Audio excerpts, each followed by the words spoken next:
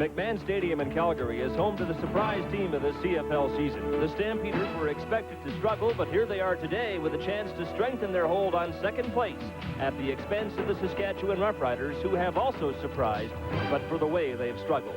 Calgary versus Saskatchewan on the road to the Grey Cup on CBC Sports. CFL on CBC.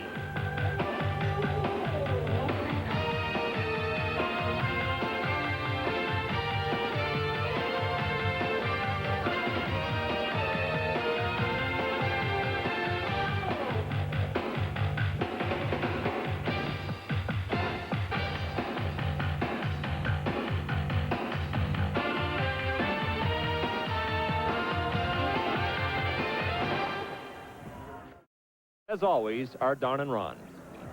Scott, one of the reasons the Stampeders are a surprise this year, the steadily improving play of rookie quarterback Terrence Jones. Ron, he is becoming a bona fide pro quarterback. He sure is, and I think development is the key word with Larry Kuharich. He has brought him along the way Larry wants it. That means allow him to play football as a college quarterback. Do a lot of running, do some throwing, but move the football and gain experience, and I think that's the key for him.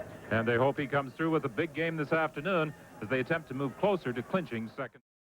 10 degrees is the temperature as the Stampeders and Saskatchewan Roughriders prepare to get this game underway with Calgary kicking off. The wind shouldn't be a factor as it is very light out of the southwest. Dave Ewell is the referee in charge of this ball game. He and the other members of the officiating staff move into position as the Stampeders prepare to kick off. Mark McLaughlin with the kickoff assignment for Calgary. Brown and Vitale are back, and Brown takes it at the 6-yard line.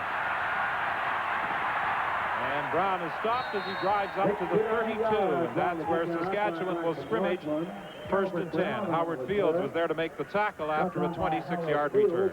Well, Kent Austin's got to get this offense going. Last week against BC, they had some chances to put points on the board, didn't do it. He's starting again, but he's going to need more than one touchdown performance from the offense today. The Saskatchewan Roughriders in their last 2 games have not had a touchdown pass. Through the first half-dozen games of the season, it looked as though the Roughriders were going to rewrite some of the CFL passing records.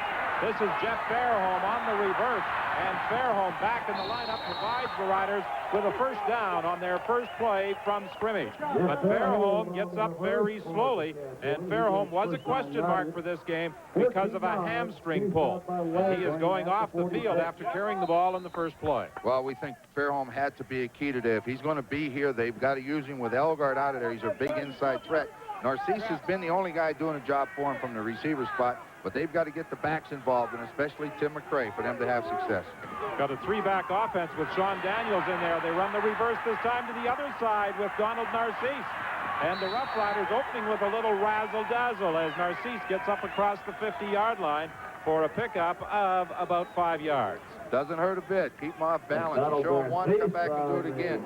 Their keys on defense the same as they've been most of the time. Doug Landry is their leader on defense. Junior Thurman has the unenviable job of shutting down Narcisse. And up front, Will Johnson, good pass rushing end. They've got to get heat on Austin. Well, the Riders have run reverses on their first 2 plays. McRae from the backside dropped Austin. He was blitzing from his halfback position, and he was unhindered in taking a wide path to the quarterback. Well, he's got 2 sacks coming in. That's number 3. When you bring that halfback, it's got to be a sight adjustment by the quarterback and the receiver to allow you to get rid of the ball, because, as you said, Don, there's nobody there to block him. He didn't get rid of it quick enough.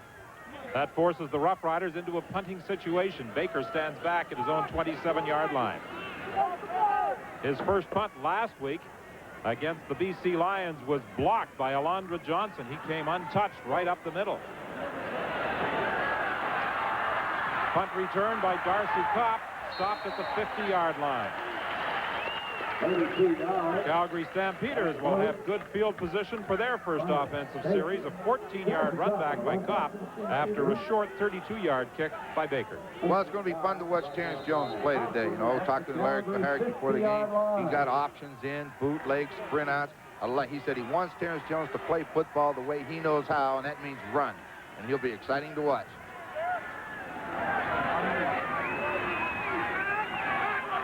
First and 10 from just across the 50. Jones running the option. And he is stopped as he gets to the 52 of the Saskatchewan Roughriders. Well, he said we're going to see a lot of that play today. He got 3 different options in for Terrence Jones to run. That one was the speed option. If he can get down the line of scrimmage and pitch that ball out to Lorenzo Graham, Graham's been their best running back this year. Larry Willis has to have a big game for them. Marshall Toner inside. The 2 of those guys got to carry the load because Jones isn't going to throw it that often, and when he does, he's got to hit him. Dressed for regular season action for the first time on the 22nd of August. Jones brings them out, 2nd and 2. And they aren't going to get the first down. Right here is a good example of what Coach Kuharich told us before the game, Don. It's how well we control the Saskatchewan front 4 and up on the line, whether we win today. And right down there, 2nd down and 2, and I think they come up short. And Rashovich from his linebacking position came up to make the stop. However, the Calgary Stampeders are staying out there with their offensive unit. Well, they're not afraid to gamble. Alapati, the middle linebacker, taking Albright's spot, has got to be big for them. Gary Lewis up front's got to have a big game, and I think they're going to test Albert Brown. There's the pitch to Lorenzo Graham, and I don't think he's going to get it. Richie Hall comes up with a big play for Saskatchewan. Lorenzo Graham rolled forward and put the ball at the 49-yard line, but they'll spot it short of the 50. The other side, they're going to be really happy with the play of Richie Hall. Fumble, and Calgary recovers. Kent Warnock pounces on that loose football. It may have been Beliveau who made the initial contact to pop it away. Although I don't believe the Saskatchewan back ever had it in his possession. He just mishandled it. It's a good handoff by Austin right into the stomach. That's where you put it. But you mentioned Beliveau and Warnock. And Kuharich told us before the game how well they are playing. Kent Warnock's their leading sacker. Call him the Warrior, but a fumble recovery, so the 3rd down gamble doesn't hurt him a bit. So despite losing the ball on downs, the Calgary Stampeders get it right back on the very next play. Lorenzo Graham isn't going to run anywhere.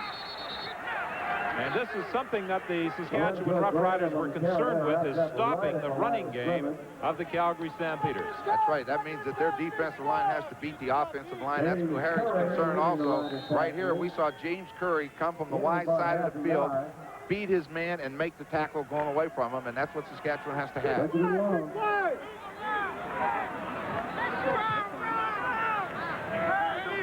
Lorenzo Graham picked up only about a half yard on that previous play.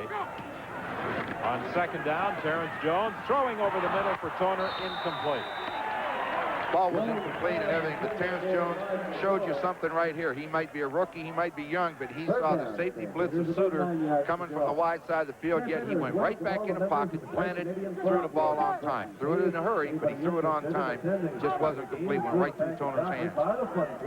Well, he came back into the Stampeder lineup after suffering a torn thigh muscle during training camp.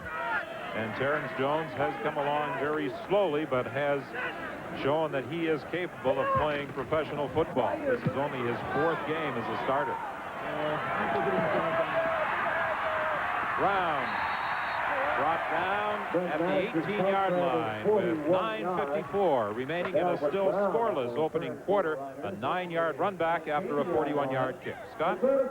Here on the Saskatchewan bench, the Riders' big playman, number 18, Jeff Fairholm, told me just before he took the field for the game that his left hamstring was a question mark. Wasn't sure it could hold up. Indeed, in the first offensive play of the game, the injury was aggravated. Now he's in the wait-and-see mode, waiting for the pain to subside to see if he can go back in. He's not sure right now if he'll be able to. Well, that has been a big blow for Saskatchewan, the loss of Ray Algard and Jeff Fairholm. Algard out for the season with the injury he suffered last week in that loss to the BC Lions, and Fairholm absent from last week's game because of that hamstring injury, coming back this week even though he was not 100%. And now Milson Jones is up and hobbling off to the sideline. Sean Daniels comes in his spot.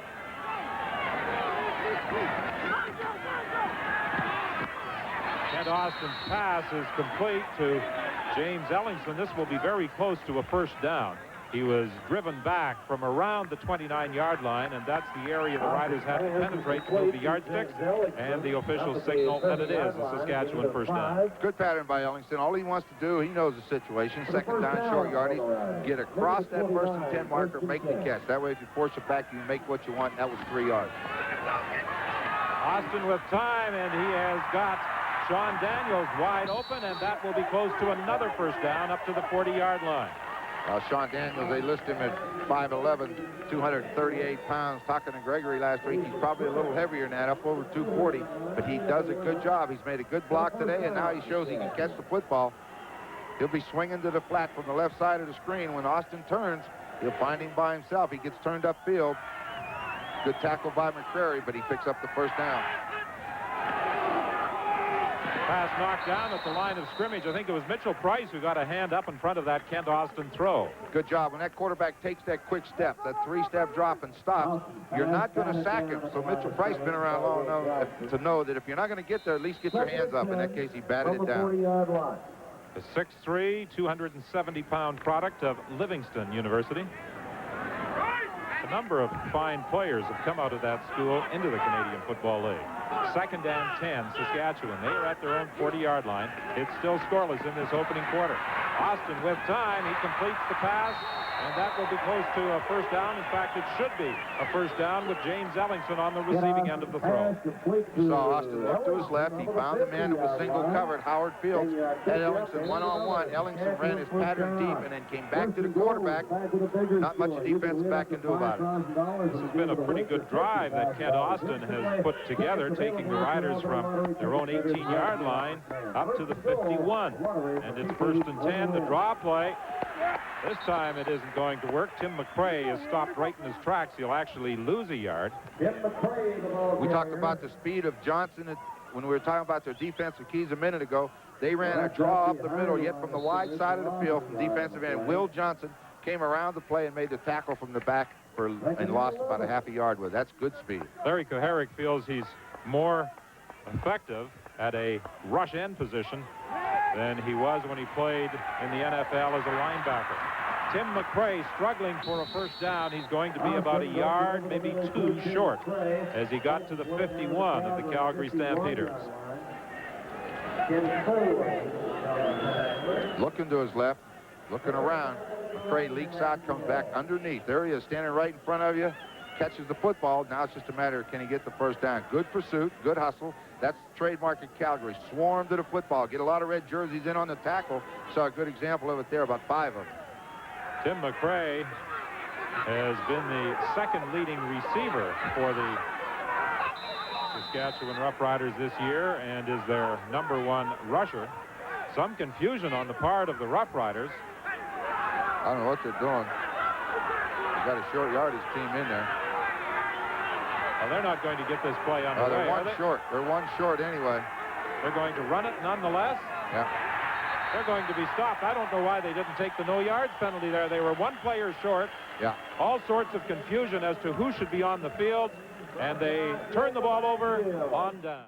12 remaining in the opening quarter, and the Calgary Stampeders get the ball at their own 51-yard line, stopping the Riders on 3rd and 2 with a lot of confusion in that Rough Rider backfield prior to the ball being snapped. Terrence Jones with time over the middle for Toner.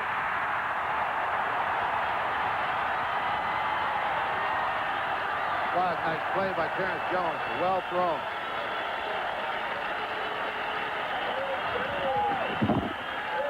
Pushed out of bounds by Glenn Suter after a 55-yard gain.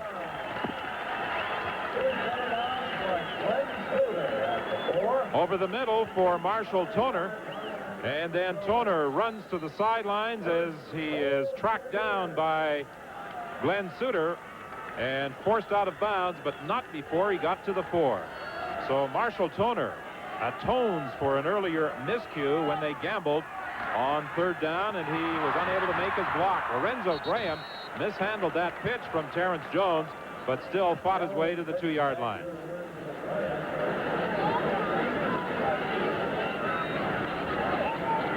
Well, they like to run it. Just toss the ball out to Graham. Ball was there. He just took his eyes off of it, hit him on the knees. Lucky to get it back.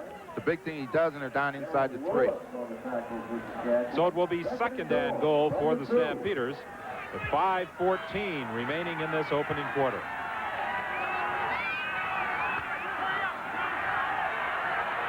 Brock Smith and Willis go wide left. Hand off to Tim Petrus, and is he there? No signal from the officials. Jones thought he had made it, but apparently he was stopped just short of the goal line by Glenn Suter, the safety.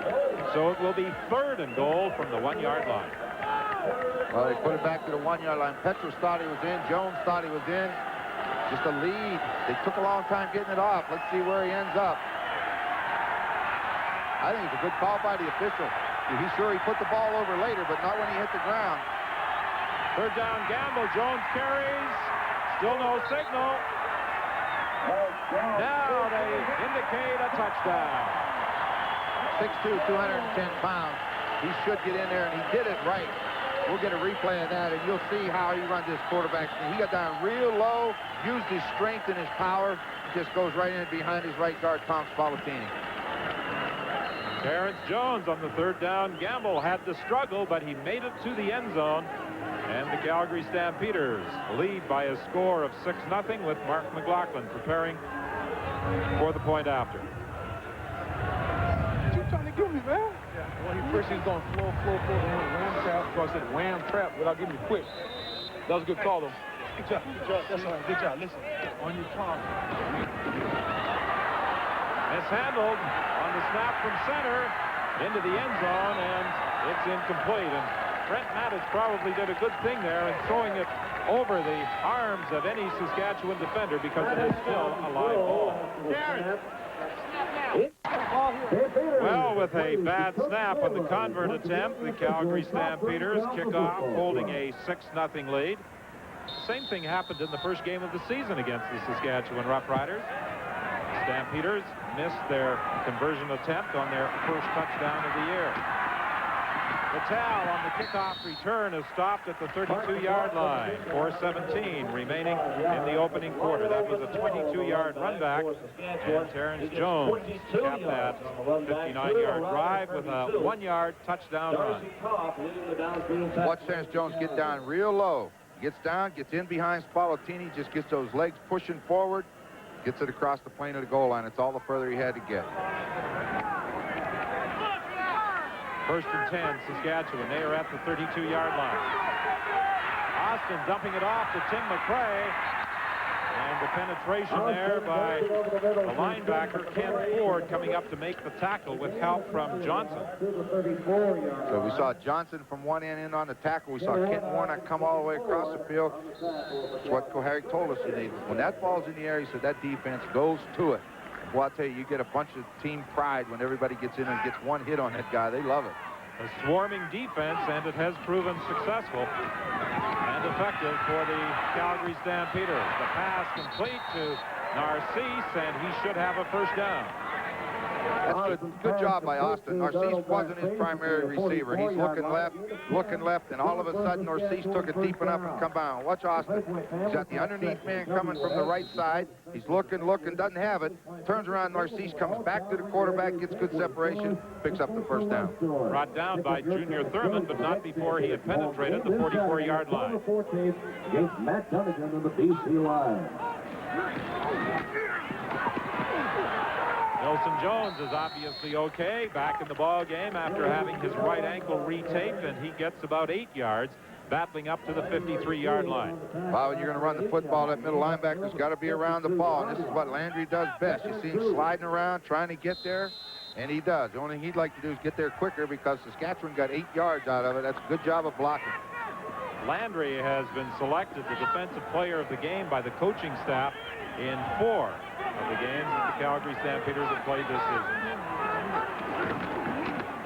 This is Sean Daniels, and Daniels was met head-on by Doug Landry, and he had to fight for those 2 yards that should give the Roughriders a 1st down.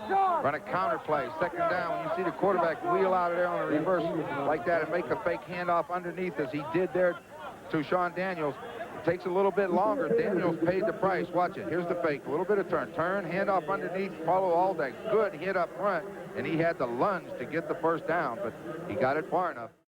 That's one from midfield. 1st and 10 for the Rough Riders. They are at midfield with 1:58 remaining in the first quarter. Sean Daniels, the ball carrier. Daniels is a hard runner, and it was Matt Finlay who came across to help Ken Ford bring him down. We mentioned earlier that he's from Bowling Green, and at 240 pounds, he is built something like a bowling ball. Yeah, the way he runs, he gets turned upfield. He's a load for anybody to bring down. I remember last week, Don, we talked to Coach Gregory about when he was going to get to play some running back, and he said he just wasn't sure of the offense yet, but looks like he's picked it up now. He's been there a couple weeks, and he's running well right now. And with Fairholm out of the lineup, they are using that 3-back offense. And this is one of the other running backs, Milson Jones, getting the first down inside the 45-yard line. You know, you talk so often about the run setting up the passing attack in the Canadian Football League, but the Rough Riders were definitely intent upon establishing the ground game this afternoon against Calgary. I think it comes back to what you just mentioned with Elgard out, Fairholm out of there. That's a big part of their pass offense out of there. So they want to get that football, control it on the ground. The time runs, you move the ball down the field, score touchdown. 1st and 10 from the 44-yard line. Austin throwing deep. Incomplete. Mark Guy was the intended receiver. Good coverage by Ron Hopkins, and then Greg Peterson coming over from the safety position. He goes up to make the hit. He's going to sprint out of that full house backfield. Guys just going to the post, going deep. Hopkins is caught behind him a step, but coming from the other side, a little bit too far, but Greg Peterson's there to make the hit. Coach John Gregory had some interesting comments about Guy. He was out of the lineup last week, replaced by Gene Taylor. He said, but despite the fact he was dropped from the lineup, he worked harder in practice than any of the other players trying to win his spot back. Well, no one wants to be out of that lineup very long, and the type of athlete that you want is the one that will work to get his job back. This is what that they had to do today. Get the ball in the hands of McCray and Milson Jones coming out of there. That's what they did here, and they're going to be close enough to see what goes on here. The pass over the middle to Tim McCray. That will be a gain of 8 yards. John Gregory again sends in his short yardage offense. And they have to get this ball snapped rather quickly. Only 4 seconds remain on that 20-second clock. They get it away just in time, and Milson Jones gets the first down on what should be the final play of the opening quarter. So the Saskatchewan Roughriders will be 1st and 10 when we return to start quarter 2.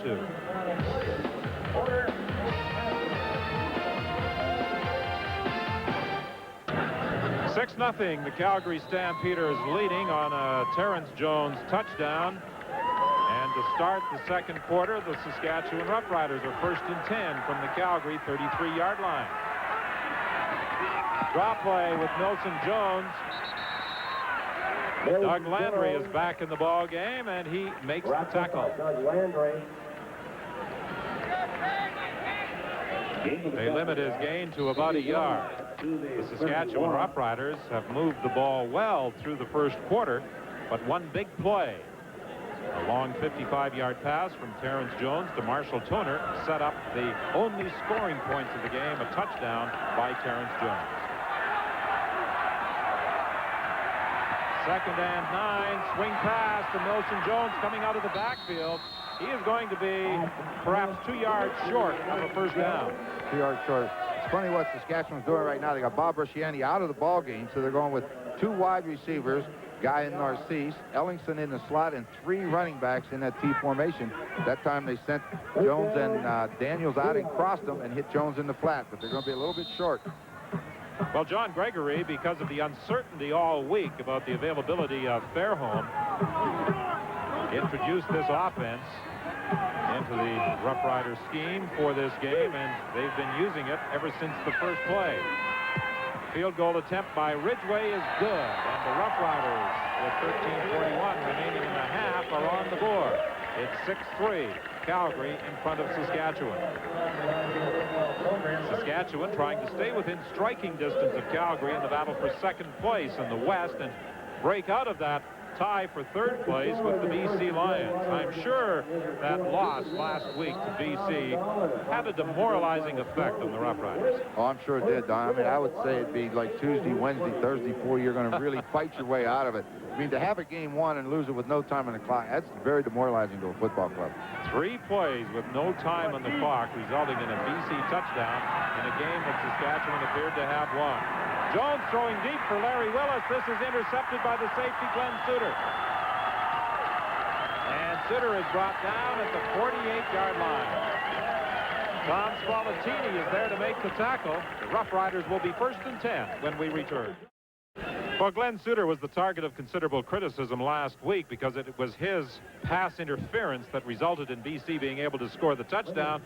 But he has, I guess, in the minds of some, redeemed himself somewhat this afternoon with the interception of this Terrence Jones throw intended for Gary Willis.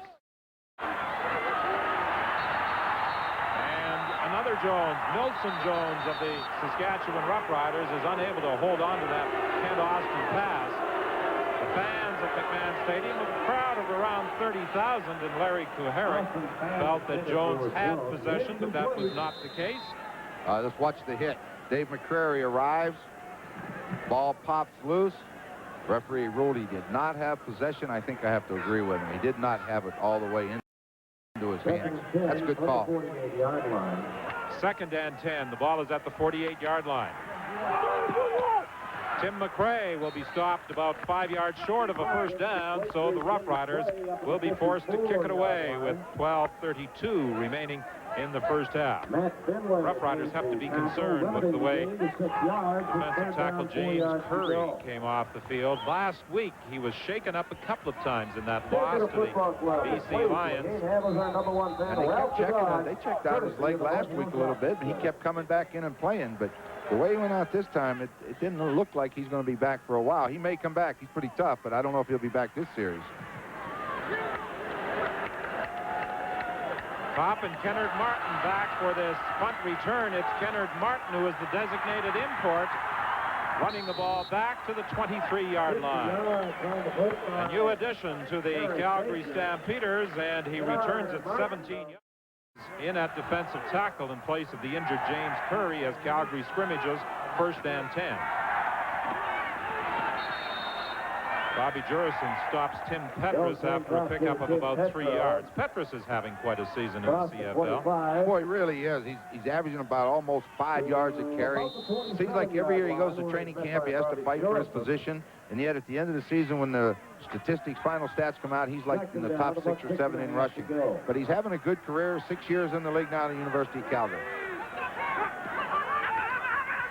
2nd down, Jones couldn't find a receiver and attempted to run that quarterback draw, but Bobby Jurison stayed at home and made the tackle.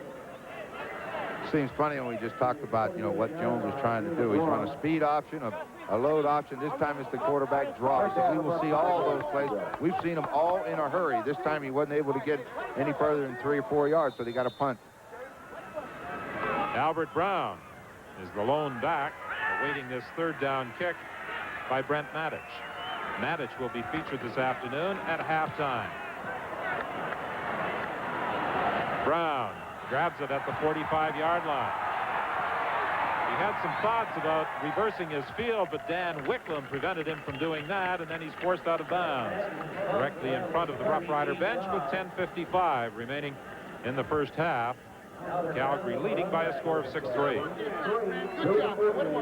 Pretty good statistics, but not putting the ball in the end zone. The Ridgeway's kicking a lot of field goals, but that's okay. It takes 2 field goals for every touchdown. So this offense has got to get on track and start putting it into the end zone. Well, you have to go back 3 games to the last time the Saskatchewan Roughriders completed a touchdown pass.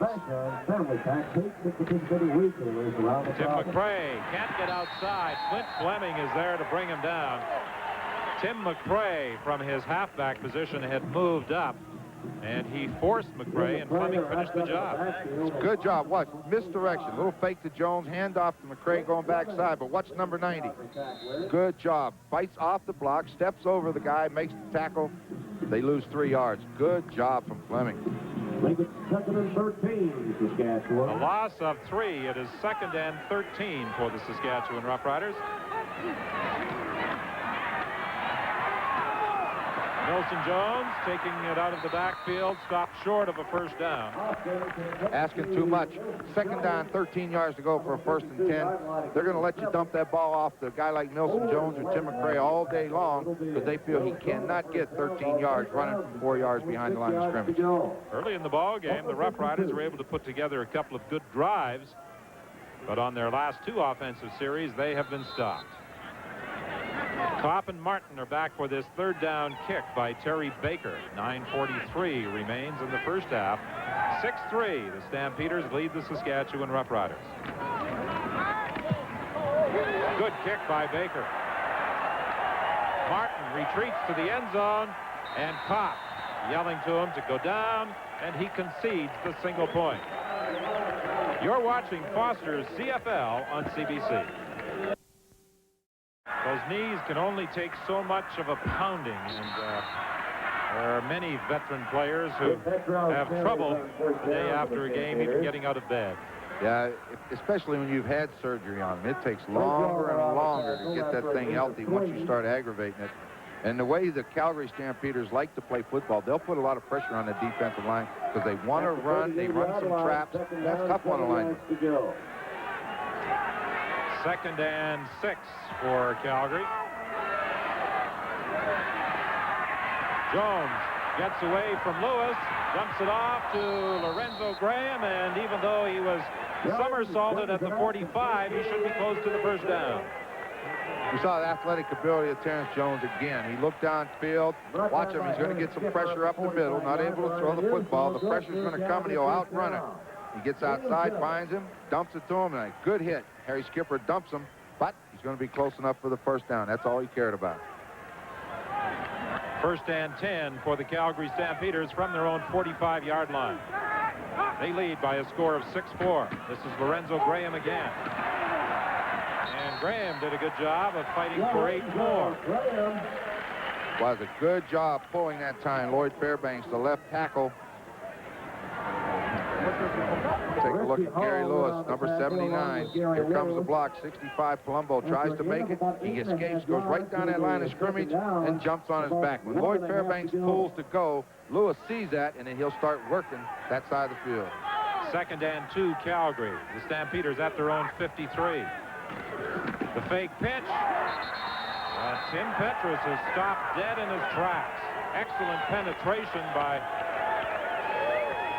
Dan Rashovich, the linebacker, along with number 70, Vince Goldsmith. Well, you'll watch the penetration. What Tom Spallettini, the right guard, number 61, look where he ends up.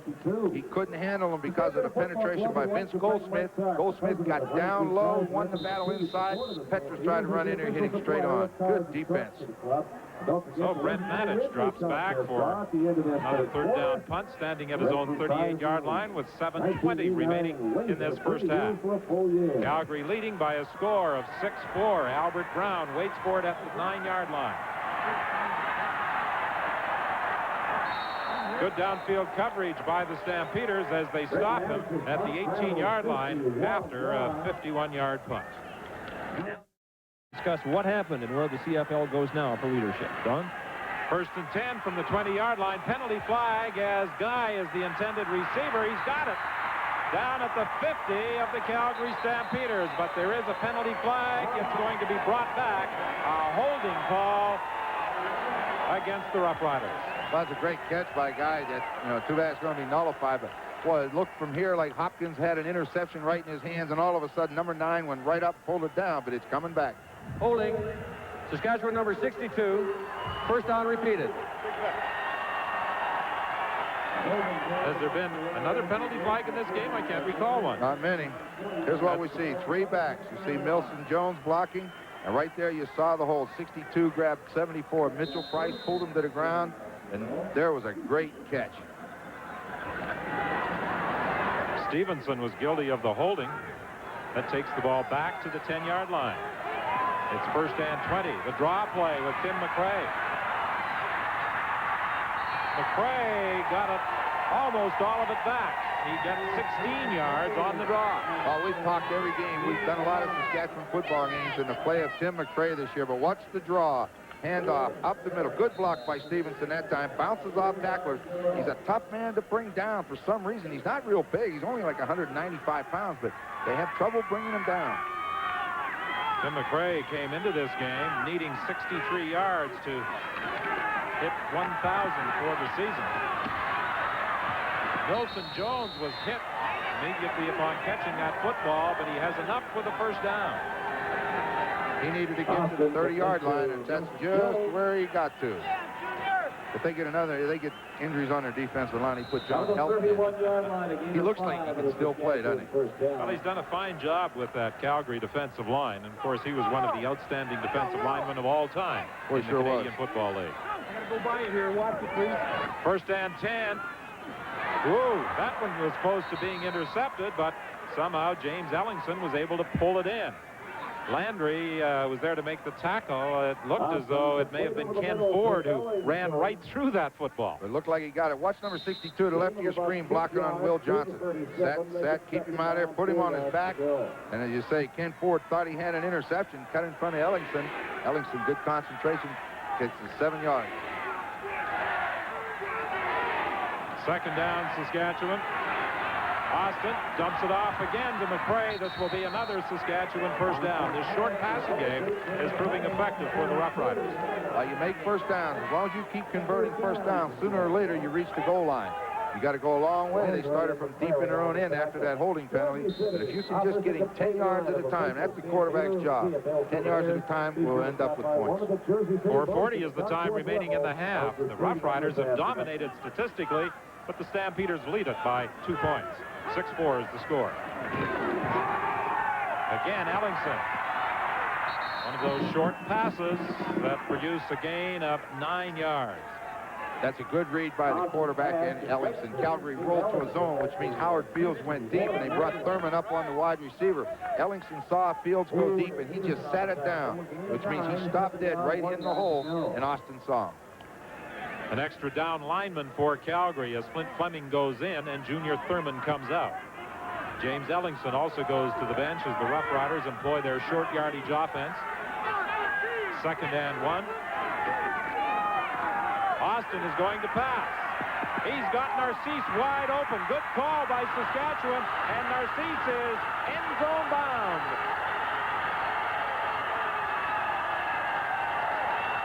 They took out that defensive back, Junior Thurman, replaced him with Flint Fleming, and the Saskatchewan Roughriders took advantage for a 58-yard touchdown strike.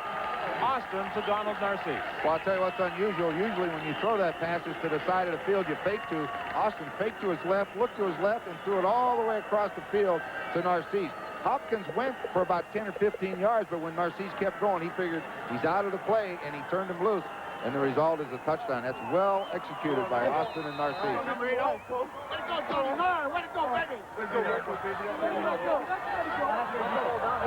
Donald Narcisse, who leads the Roughriders in touchdowns, being congratulated as David Ridgway adds the point after, and the Roughriders have the lead for the first time this afternoon. 3:41 remaining in the half. We're going to get a good look at Narcisse when we see the replays of these coming back. It'll be a good one. Watch Narcisse. Comes in motion. All right. The snap of the ball upfield. Now, cross field. Now, Hopkins is with him, but now he starts to back off of him. Lets him go. And that's a mistake because Narcisse cuts right back against the flow. McCrary, or 24, Greg Peterson, had no chance. Narcisse is gone. He had over 1,000 yards coming in. He just added about 55 to his total. He's having an outstanding season. I think that was only a two-man pattern on that play as well, wasn't it? Well, the third man came out real late. The tight end blocked, and then after they clear it out, he went into the hole. He was open, but by then Austin had spotted Narcisse. I think I'd rather throw it to a guy like Narcisse also. He'll make up a lot of ground for you in a hurry. The Riders covering 90 yards in 7 plays. Austin having a very fine afternoon, completing 15 of 18 pass attempts so far for 158 yards. This is Kennard Martin on the kickoff return.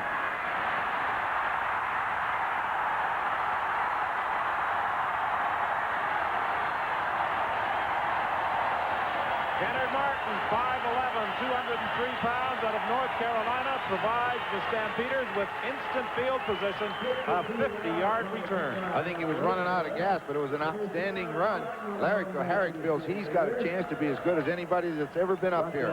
He lost some eligibility at North Carolina and had to drop out of school, so he was eligible to play. But look at the moves. Now he switches hands, gets the ball on the outside. I remember Leo Cahill always talking about, get that ball on the outside hand. I think right now he's run out of gas. Back to the live action. Terrence Jones is running out of receivers. Now he finds Marshall Toner, but he can't make the catch. Toner was wide open. Heads up play by Terrence Jones. You know, most of the time when you're getting pressure and you're being tackled, it's very difficult to continue looking downfield. He got loose, but he didn't get the feet set and wasn't able to throw it far enough. But Toner is wide open. There's nobody there. He needed about another yard. He couldn't get the hands underneath it and control it. But that's a heads-up play by Terrence Jones. 3:03 is the time remaining in the half. 11-6, Saskatchewan leads.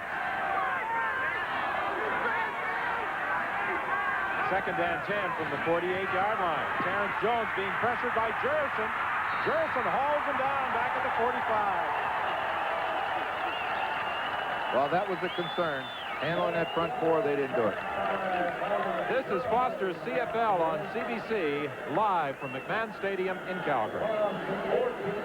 He indicated that early in the week he felt that his team may have still been suffering from the effects of that loss to the BC Lions, but he said towards the end of the week he felt they were rebounding, and that would appear to be the case here on the playing field at McMahon Stadium this afternoon. Albert Brown on this kick return, forced out of bounds by Jim Yock over on the far side of the field. 42 yards on the front line. About 2:29 left. You have to punt the football. You got to try to get that ball back to the kicker, and sometimes that's a very difficult thing to do. Dan Wicklund, the snapper, let's see what happens to him. Just take him and shove him right back into the backfield. Sometimes you just can't escape. That's Alapate, the middle linebacker. It looks like he's assigned to him because he's not letting him out of his sight. First and 10 for the Roughriders. They are at their own 31-yard line. Austin, good fake. He dumps it off to Tim McCray. Kent Warnock appeared to be ready to haul down Kent Austin, but he got that throw away just in time to Tim McCray. He tried to look upfield for Ellingson and run a hook at about 12, 14 yards, but Warnock wouldn't let him get his feet set to throw it, and when Warnock turned him, he was able to spot McCray. Second and 5 for Saskatchewan. McCray, an outstanding all-purpose back. The second leading receiver for the Riders, in addition to being their leading rusher. The leading receiver is this man, Donald Narcisse. However, there is a penalty flag, and that will wipe out another fine gain for the Roughriders. They had an earlier throw to Mark Guy, negated by a holding call. Holding, Saskatchewan number 57. This time it's Bob Foley, guilty of holding, and that brings the ball back to the 25-yard line, 26-yard line. Right there in the middle, Bob Foley on the left of your screen, number 57, drags down Mitchell Price. Looks like they want to hold Price today. That's twice now that he caught the holding, trying to block him. So it's second and 15 back at the 26-yard line, Saskatchewan. What a fine catch by Rob Bresciani. He had to go up high to battle two Calgary defenders, one of them being Ron Hopkins, and haul that throw in. That was a nice catch. Bob Bresciani, University of Saskatchewan, Regina Rams. They come with a halfback blitz from the bottom of the screen, number 3, McCrary, but look who drops back deep. Doug Landry just drops back in there, and that's a heck of a catch as Bresciani just pulled in and keeps that drive alive. First down, sideline pattern, and the catch is made by Rob Bresciani, and they really stepped out of bounds at the 4-yard line. McCrary can't believe that Bresciani caught the football. Back-to-back outstanding catches that Bresciani has just made. McCrary had him covered like a blanket on the sidelines, jumped in the air, looked like he was going to intercept it. Watch this. Little push. Now watch the play McCrary makes. Good play. Looks like he's got it. Slips right through. Bresciani reaches up with the left hand and pulls it in. Takes it down to the 4-yard line where he's ruled out of bounds. Rob Bresciani, a backup slot back, showing tremendous concentration on the last two passes. One catching in behind Doug Landry and battling David McCrary for that one. Milson Jones fights to the 2-yard line on the first and goal play with 1:35 remaining in the half. Good penetration. Mitchell Price in the defensive tackle position got into the backfield, forced Milson Jones to cut back into the middle. Only picked up about a yard, about 2.5 away yet. Second down. The Riders trying to improve their record to 500, 7-7, and move within 2 of the Calgary Stampeders and stay 2 ahead of the BC Lions. Second and goal. Milson Jones will score.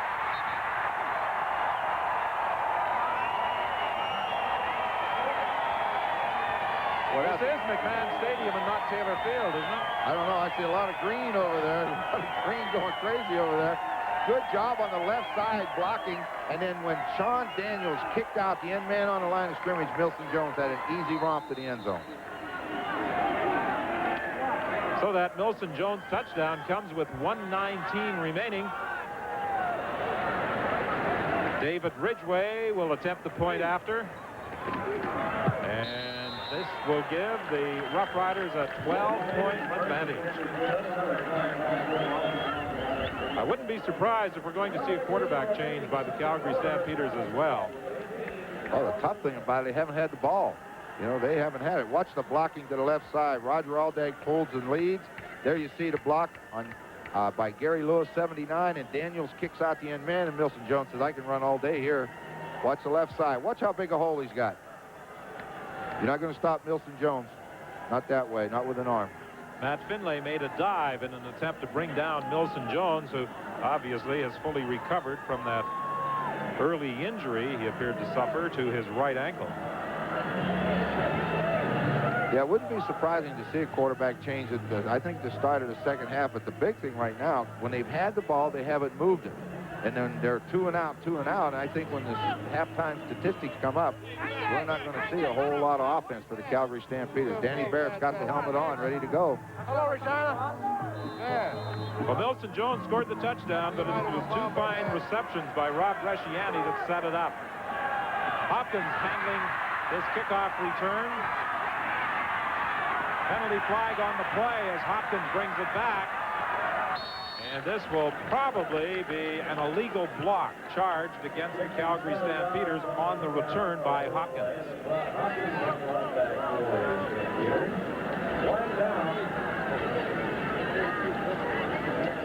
A 30-yard return by Hopkins, but it will almost certainly be brought back. Illegal block. Calgary number 35. First down. Dan Wicklund was guilty of that illegal block. And the ball goes back inside the 10-yard line. They go to the veteran quarterback now to try to get that offense rolling. They don't have a whole lot of time to do it in 1 minute and 11 seconds and not the greatest field position, so maybe it is a good spot for your veteran to take over. 1:11 remaining in the half. Saskatchewan in front, 18-6. Danny Barrett was the starting quarterback for the Stampeders in the first game of the season at Taylor Field in Regina. Won by the Roughriders in rather dramatic fashion in the final seconds of the game, 32-29. Brock Smith gets the first down, taking the ball out to the 21. Just stand up, 3-step, and throw it in a hole. Brock Smith make the catch. See what he does with this one. Sideline pattern, Larry Willis is unable to hang on. Thought the first ball thrown in Willis's direction outside the one. It was intercepted by Suter, but it was hard to tell where that one was going, but that one should have been caught. Well thrown. Willis attempting to keep a streak intact. 50 consecutive games with at least 1 catch. Well, I think when a guy is as valuable to the club as Willis, he should catch at least 1. If he's not catching 1 a game, then their offense isn't moving at all. We move into the final minute of the half. 18-6, Saskatchewan leading. Second and 10, Calgary from their own 21-yard line. Danny Barrett replacing Terrence Jones at quarterback. Barrett will run the ball, and he's got some room. But very quickly, it is closed off. Dan Rashovich, the linebacker, prevented Barrett from getting a first down, and that forces Larry Kaharick to send out the punting unit. Yeah, he's got to punt it with still 55 seconds left. Saskatchewan calls timeout. They'll save some time here. They're going to have a chance to get some more points. John Gregory must have been wondering throughout the course of this season if he was going to ever have a healthy linebacker, as people were going down, it seemed, 2 a game. And, of course, the Roughriders really missed David Albright from that middle linebacking position. He was their leading tackler before he was hurt 2 games ago. And a very consistent performer. Game in, game out. He came up with the hits. He didn't get a lot of recognition, but I think the players appreciated him because he backed that line up the way a middle linebacker should. Dan Wickland centering the ball for this 3rd down punt. Matic stands at the 15-yard line. Good kick. Albert Brown and Vettel mishandle it. Finally picked up by Brown, and he is thrown to the turf very quickly by Jay Christensen. Christensen grabbed him and turned him, and John Hoffman, the defensive back for Saskatchewan, coming over to trying to help, ended up knocking him down. 52 yards, the length of the kick. Still 42 seconds remaining in the first half here at McMahon Stadium in Calgary. 1st and 10 as Tim McCray carries out beyond the 25-yard line. Pickup of 6, maybe even 7. Warnock made the stop. The Roughriders this year have been involved in 6 games that have been decided by less than a touchdown. Fortunately, they've been able to win 4 of them, but 2 very costly losses by just a couple of points. Don Narcisse out to the 46-yard line. And well-thrown football. You can see the pattern developing. The inside receiver, in this case, Ellingson, went into the flat, and when he did, all Narcisse does is come into that hole. Kent Austin threw it in there, and that man went and got it. Donald Narcisse has had 5 games this year with better than 100 yards as a pass receiver. Austin was very fortunate to get that ball away to Tim McCray. Warnock was all over him as he was earlier in this quarter on another pass that he got away just in time. Well, on that one, he was hit with the arm coming forward. That ball went up like a duck. Fortunate McCray got it. 2nd down, and McCrary almost intercepted the throw intended for Milson Jones. Had McCrary been able to get 2 hands on it instead of just 1, he was gone for 6 points. Well, he timed it well. He hung back, and not until Austin actually stepped and threw did he take off. But, boy, he was very close to going the distance. Gets that right hand out there. Couldn't get the second one there. And Austin is somewhat relieved as he heads to the sidelines because that was an interception that was headed for a touchdown had McCrary been able to hang on. Darcy Kopp is the lone man back for this 3rd down kick by Terry Baker. An end-over-end ball that bounces over the head of Kopp. Kopp has to go back to the 1-yard line. And on what should be the final play of the half, he dives out to the 17. That was a 59-yard kick, an 11-yard return, and that's the end of the first half.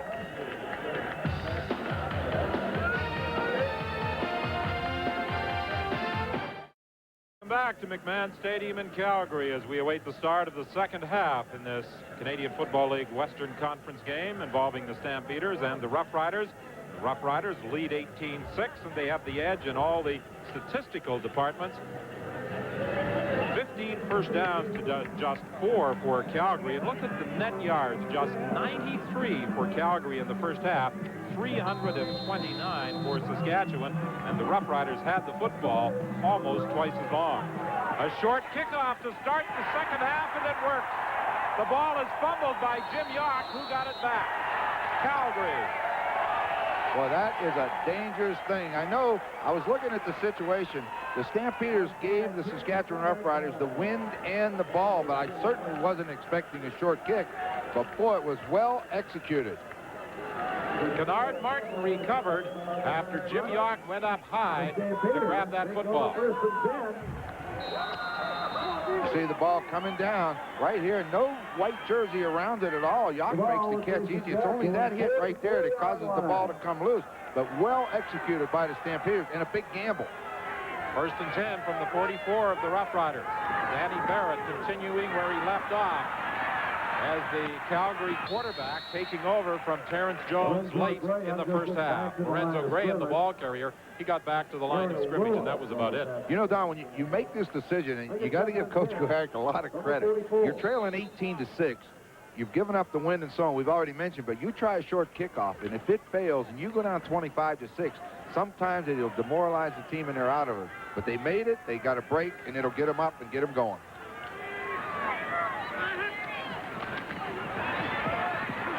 Barrett looking for Marshall Toner, and Richie Hall came close to intercepting that Danny Barrett throw. You know, in the very first game of the season at Taylor Field in Regina back on the 12th of July, as we take a look at the pattern being run by Marshall Toner, the Calgary Stampeders moved into a lead. They appeared to have the game totally under control with just 1 minute and 51 seconds left, and the Roughriders scored 17 points in that final 151 to win it by a score of 32-29. Albert Brown back for this Brent Mattich punt. Brown at the 2-yard line. And Brown is upended as he gets out to the 18 by Dan Wicklund. Looked like they had him surrounded back around the 1 or 2 yard line, but he made a good move, and he faked to the outside and cut right up the middle. So Austin comes out of a pretty good field position, pretty good stats, too, to start the second half. 20 of 24 any quarterback would take in any game. Sure, I mean, he moved the football well. Sure, he didn't finish off the drives early, but in the second quarter, he was starting to put them together. Those 2 catches by Bresciani just near the end of the half were big. Austin dumping it off to Nelson Jones. That play has been very effective for the Roughriders. Austin has been looking deep. His deep threats are covered, and he dumps it off to either McCray or Milson Jones. Now, they've had success with that, as you say, Don, and that time Ken Ford came up to try to make the hit. We're going to see the pressure first. See Will Johnson. Price finally gets in there. They set the screen up, but what's number 97? He misses it, and coming from the backside, Clint Fleming there to make the hit, but not before they get 6.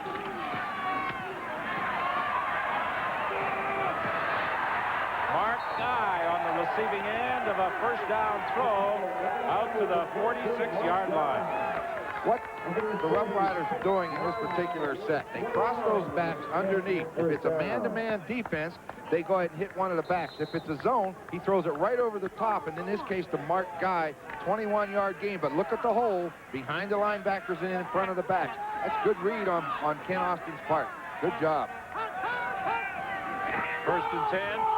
Draw play, and Tim McCray will get maybe 5. McCray, as we mentioned, came into the ball game needing 63 yards to hit 1,000. He now has 24 yards on 5 carries. So he has some work to do to become the CFL's second 1,000-yard rusher this year. We'll see the only man over 1,000 yards tomorrow in Edmonton. What an unusual play. Rob Bresciani will go for a touchdown unless Hopkins can catch him, and he can't. You're not going to beat Saskatchewan today. Not when that happened. Now, Bresciani's made 2 outstanding catches. Saskatchewan loves to dump the ball to Tim McCray coming out of the backfield. Dumped the ball to McCray. He tipped it twice with his right hand trying to catch it, and this time he tips it, and who's coming along? But Bresciani catches it and runs for a touchdown. It's your day. Rob Bresciani alertly grabbing that football as it was juggled by Tim McCray, and he goes 59 yards for the major score. He ought to give that ball back and play with it. That's his lucky football. I mean, you just don't make the catches that he's made today. He's having a great day. Point after by David Ridgway, and the Saskatchewan Roughriders lead 25-6. Figured that they were done in by the fickle finger of fate. Today, everything is going their way. Well, we've seen just about everything. I don't know what else can happen, but we're going to keep our eyes closed because something will. Hopkins on this kickoff return. This may be that something. The Stampeders have had good field position on those kickoff returns, and Hopkins lugs the ball back to the 49-yard line, a 55-yard return. We said they love to dump the ball to Tim McCray coming out of the backfield. Watch Matt Finley. McCray gets inside of him. They dump the ball. Watch this. 1 tip, 2 tips, and look who comes along at the right time. Shannon for the touchdown. He just, like I said, he should hang on to that football, make sure they only use it when they're on offense. But that's an outstanding job of being in the right place at the right time. Howard Fields dove and tripped up Bresciani, but he was heading for the end zone when he was upset. Yeah, I just saw Narcisse cut me off. So just keep coming. Okay. See Hopkins running back now. As Don mentioned, they've had 2 excellent kick returns out to midfield. The offense hasn't done anything with it, but watch Hopkins. He's darting and diving. Should have tried to come outside here. Right now, he should have just stayed out here with his blockers, but he tries to come back inside, and you're using a lot of energy when you're running and making that many stops and starts. But still, when you put the ball down in the other team's territory, you have nothing to worry about. It's up to the offense to get the points from there.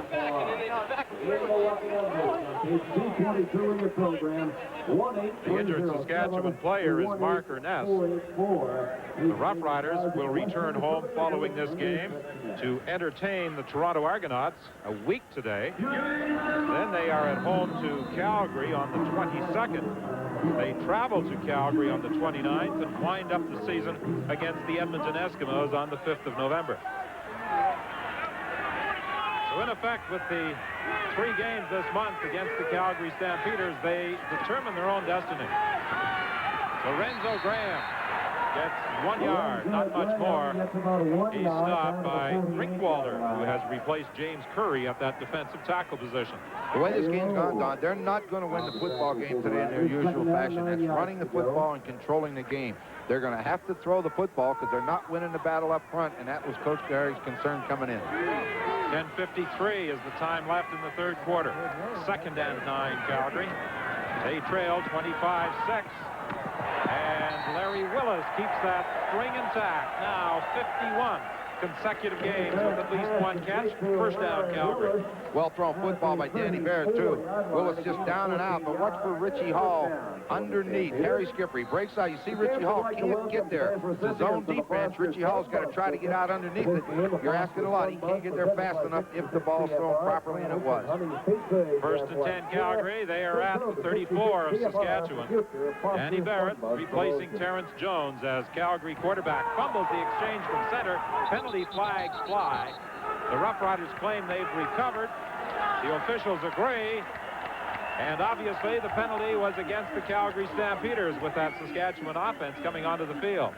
I'm going to say this. Okay, I mean, the ball has to be snapped for the play to start. Danny Barrett backed out from center without the ball, and under the rules, it should have been blown dead in 5 yards. Procedure. Calgary number 61. Decline. First down, Saskatchewan. Well, I guess it doesn't matter. They're getting the football. It's hard to believe. Let's see what happens. Well, we can't see if the ball ever moved, but the ball wasn't snapped. It doesn't matter. It's Saskatchewan's ball now. It's too late. Barrett's not very happy. That's what he is complaining about to referee Dave Ewell, that the ball was not snapped. Again, Austin swings it out to Tim McCray, and McCray goes out of bounds with a gain of about 9 yards. Austin swings it out to Tim McCray.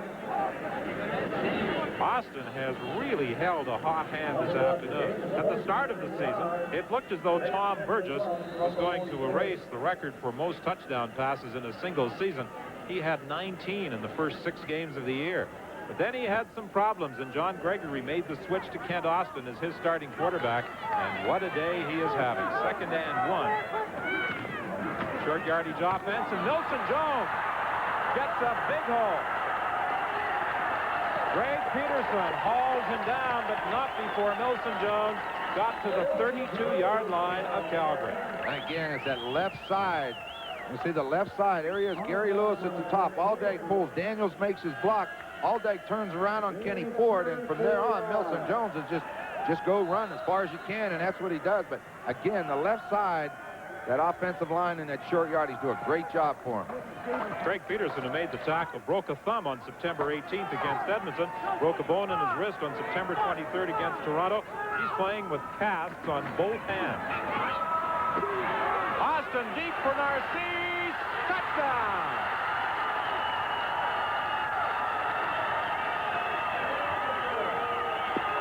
That's just determination and going to the football. He started a normal post pattern inside and then took it straight up the field. And looks like Thurman has him covered beautifully. The ball's thrown a long way. Narcisse just laid out and got it. That's good reception by Don Narcisse. And this will be the 6th game that Don Narcisse has gone over 1,000 yards or 100 yards. He now has 2 touchdowns. And that is the 4th time this year that he has scored 2 touchdowns in a game. The point after improves Saskatchewan's lead to 32-6. In the 3rd quarter, and the Roughriders are turning this one into a rout. Well, if there was any question as to whether or not they were demoralized by that last play loss to BC at home last week, they have been erased with the performance today at McMahon Stadium. Bernard Martin returns the kickoff to the 47-yard line. James Ellingson took him out of bounds. There are the 2 players who combined for that Saskatchewan touchdown, quarterback Kent Austin and receiver Donald Narcisse. He went inside, Don, and he took that seam. Greg Peterson stepped up, so he tries to go behind him. That ball, good coverage by Thurman, and the ball's just a little bit far. Narcisse makes the play and goes and gets it. When he comes inside on that post pattern, if the safety man is sitting there, you're not going to throw the ball there, so he takes it upfield, and he makes the catch. Narcisse with 129 yards so far today, 2 touchdowns. Danny Barrett, Willis turned to run before he had possession of the football. Sure did, Don. You can see it from here. He turned his head to look inside, and the ball hit him and fell out of his hands. But that's the way it's been for Calgary all day. They haven't gotten anything going offensively.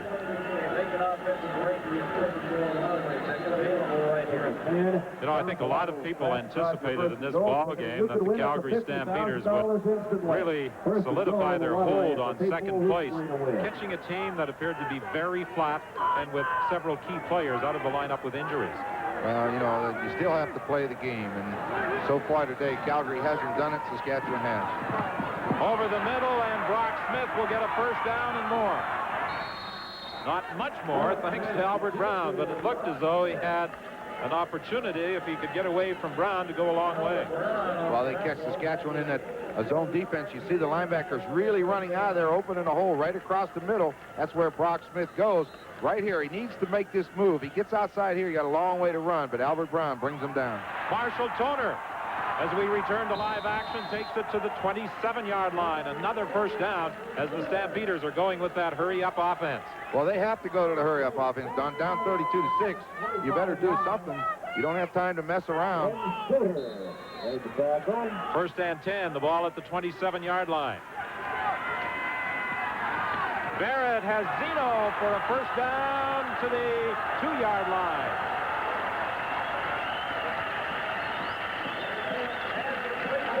First catch for Zeno, but that provides the Stampeders with a 1st and goal. Well, Danny Barrett looks to his right, but watch him throw it in the hole. Right there, no one there.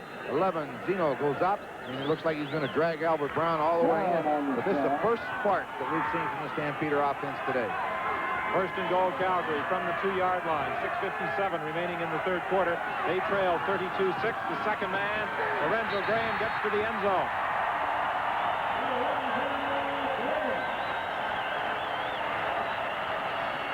Well, very quickly, the Stampeders countered the touchdown by Don Narcisse.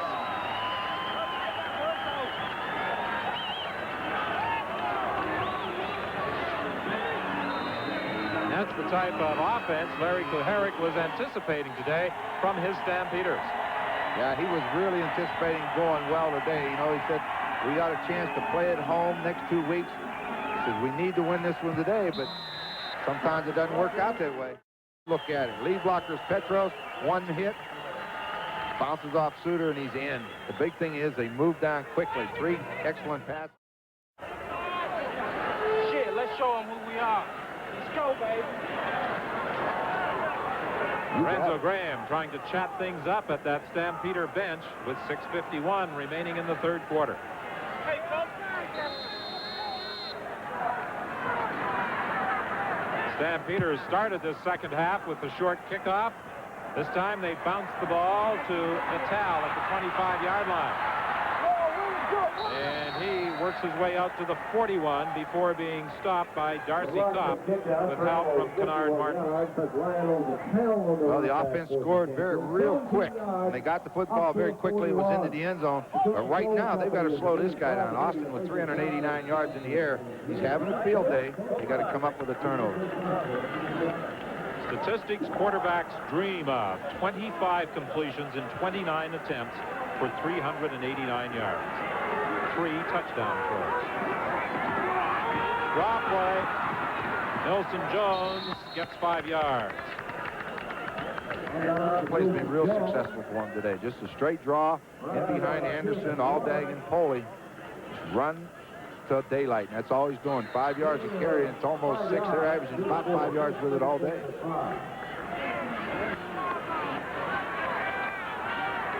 Second down, Saskatchewan. They credited Jones with a 4-yard gain. Austin threw that one up, and I think Ellingson was the intended receiver, but he was throwing into double coverage as the linebacker Landry that dropped back to help out Howard Field. Yeah, they brought 24. Watch 24, Greg Peterson on a safety blitz. He's the guy that puts the pressure. He's got to get rid of it. Just let it go. Get it downfield. But they had double coverage on him, and he wasn't able to run free, and that caused the ball to go over everybody's head. Darcy Kopp and Kennard Martin are back for this third down kick by Terry Baker. He is punting well. Kopp takes it up the 25-yard line. Still on his feet as he drives out to the 35. 5:34 remains in the third quarter. That was one of the shorter kicks of the day by Baker. Just 37 yards with a 9-yard return. Are the bane of every coach's existence at times, aren't they? Drives them all crazy. Marshall Toner is driving that Saskatchewan defense crazy. He takes it to the 45-yard line. He found a seam right in behind the linebackers, and Danny Barrett found him. But we're talking about those kickers is what it is. Watch it. Right in behind the linebackers. Big hole in there. In between the zone defense, Suter has to come get him, and they're back to their hurry-up offense again. A 31-yard gain for Marshall Toner. Barrett goes to the sidelines. Larry Willis is caught. Richie Hall was the one who made contact with him, limiting his gain to about 3 yards with 4:46 remaining in the third quarter. You talk about kickers anyway, they really don't have a coach. Very few teams have a coach to coach the kickers. So the kickers have to survive by themselves.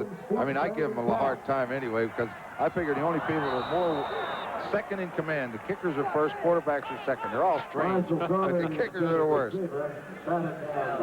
Barrett's pass intended for Marshall Toner, and it was knocked away. It will be 3rd and 5. And they're leaving the offense in there. You got to go get it. They're still down. They're down 32-13. They've got to get a first down here and put it in the end zone. They can't be messing around now, kicking the ball away, because one, they haven't stopped Austin. They need 3 touchdowns to erase that 19-point lead. Zeno has first down, catching the ball in front of Harry Skipper at the 30-yard line. Oh, they lined up, brought the pressure after him on that. That's good execution. You saw Tim Petro step up inside to try to block. Threw it on time. If he doesn't throw that ball on time, Harry Skipper's going to get it. Skipper played it as well as you could. You can't play that any better. You can see the good hit coming, Rasselwich and Lewis, but that ball was thrown exactly where it had to be. First and 10 Calgary from the 30 of Saskatchewan. Barrett for Willis, too high. Got up in the wind. He didn't get that delivered properly, and he threw it a little bit late. You could almost see that hole coming as Barrett was ready to throw, but he a little bit late throwing it, and he tried to power it in there, and it wobbled on him, went over everybody's head. Tom Forrest, not dressed for this game. He's the 3rd quarterback in the Calgary scheme. He is helping on the sidelines, shouting instructions to Danny Barrett. 3:39 remaining in the third quarter.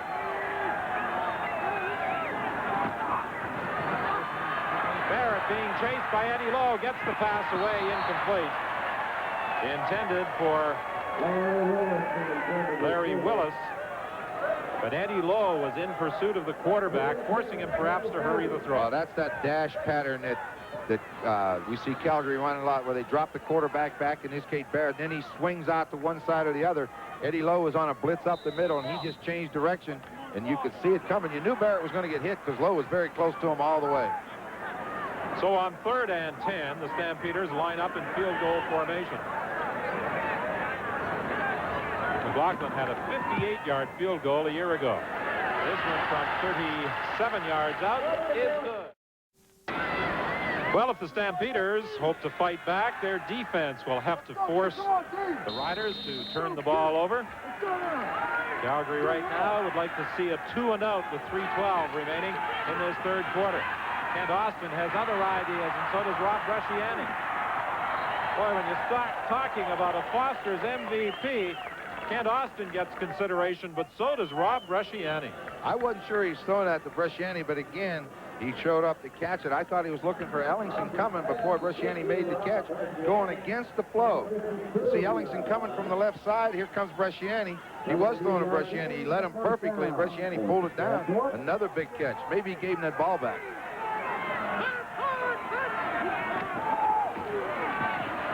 Nelson Jones battles to the 50 of the Stampeders. A gain of 7 yards. Jones gets those tough yards for you. Yeah, this is what Saskatchewan wants right now. Get that thing grinded out hard, and when you need someone to grind it out, give it to Nelson Jones. He gets in behind the trap block by Bob Pulley, who was pulling, and he just cuts inside. And we've talked about it numerous times. He bounces around. It doesn't look like he's going anywhere, but he always gets yards. Mark Guy wide left. Donald Narcisse to the right. Narcisse has scored 2 touchdowns today. Here comes the safety blitz. Peterson was coming from the backside. The throw intended for Narcisse. It's incomplete, and the Riders will be forced to kick the ball. Well, I think that Ken Austin can expect that kind of pressure all the time. You're into the situation if you're the Stampeders. You have to take chances. Now, they've safety blitzed like 3 of the last 4 plays. They're trying to create turnover. The only bad thing is when you go one-on-one and try to create them, sometimes you get burnt with it. Terry Baker with a 67-yard single earlier in the ball game. 1:45 remains in the third quarter. Darcy Kopp and Kennard Martin are back for the Baker punt. Kopp goes back to the 5-yard line. He did a good job of returning it to the 29. Rinkwalder made the tackle. 1st and 10 from the 29-yard line. Sideline for Zeno. Zeno gets away from Albert Brown. He has a first down out to the 46. If Calgary gets a touchdown here, this is going to be an interesting finish. Yeah, all of a sudden they seem to have got a little bit of a spark. Straight back, got Toner going down the seam. He looks for him and then goes right to the out to Zeno. Zeno got a good move right here on Albert Brown, steps outside. Calgary's going that hurry up. They've got to move. Sideline again to Zeno. Similar pattern to the previous one, and he'll have 9 yards. They need a touchdown quick. They can't afford the long drives right now. They got to score in a hurry. And the only way they're going to do that is through the air. This is when your game plan goes out the window and you throw the ball to the open people and try to move it down the field. Might be a nice time right now, a little play action pass, 2nd and short yardage, because you know they're going to go after it on 3rd down.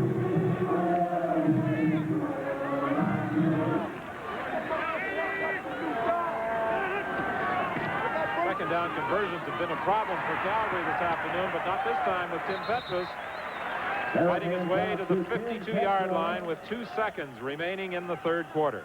Barrett starts like he's going to sprint out, just slips the ball to Petros. He comes right back up the middle, gets enough for that first down to keep him moving. Actually, that was the final play of the third quarter, and the Calgary Stampeders will have a first down when we come back.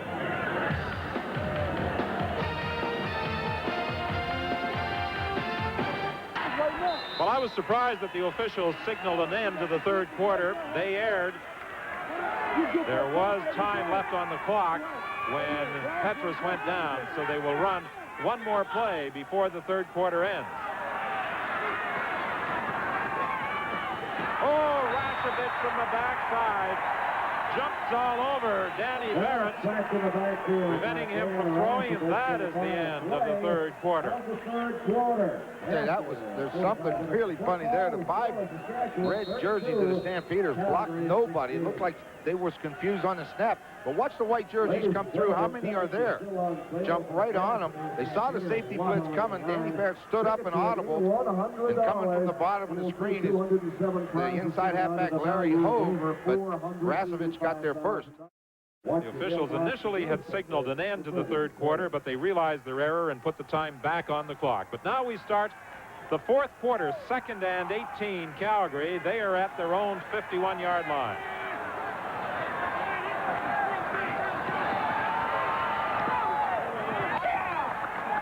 I'm not sure whether Brock Smith or Larry Willis was the intended receiver, but at any rate, it is incomplete. Once again, they come with that halfback blitz. Larry Hogue came outside, and Barrett sprinted right to it. That's why he had to throw it in a hurry.